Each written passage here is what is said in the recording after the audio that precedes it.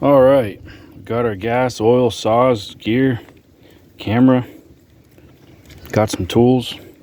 The storm's cleared, and I guess it's pretty windy, but I ought to go cut this tree.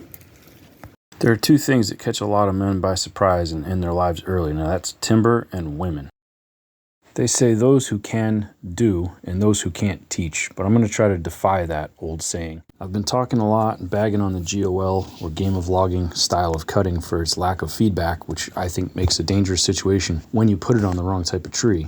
Now, before I get to talking walnut, let's talk women. There's a lot of guys that don't have some man in their life that can teach them how to properly cut timber, and also don't have a man in their life to teach them how to properly pursue women. So they turn, naturally, to YouTube, and they watch a bunch of videos on 5 steps to get any tree to fall for you, or 5 steps to get any girl to fall for you.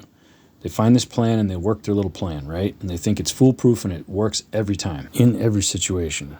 So let's say you meet this long, tall, gorgeous girl, and she is just so fine. She's perfect, and you get the courage up to go approach her and ask her out on a date, and she accepts. Yes!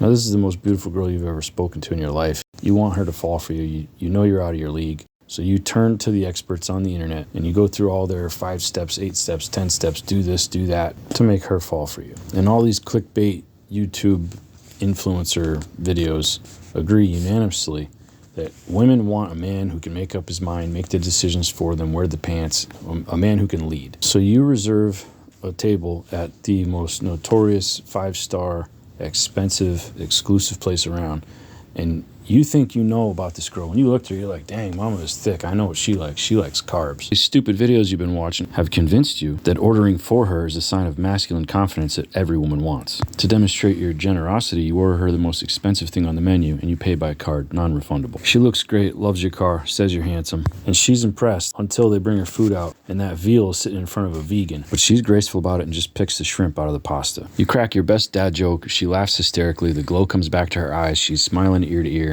and fully attentive to you. You're certain you got this one in the bag when she starts looking around the room and the mood shifts. She abruptly gets up, excuses herself, and walks her gorgeous body off to the bathroom.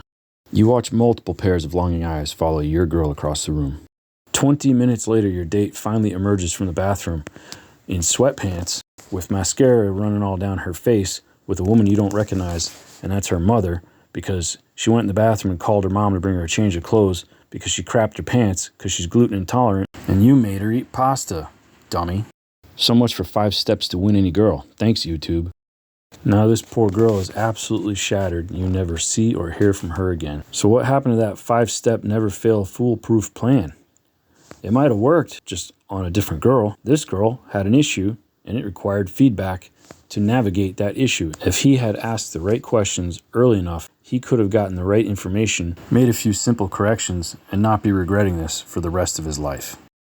Now, had he taken a little bit more time and invested in knowing what her needs were, he could have wooed her on this date, took her home, had some great sex with her, they'd fall in love, they'd live happily ever after, right?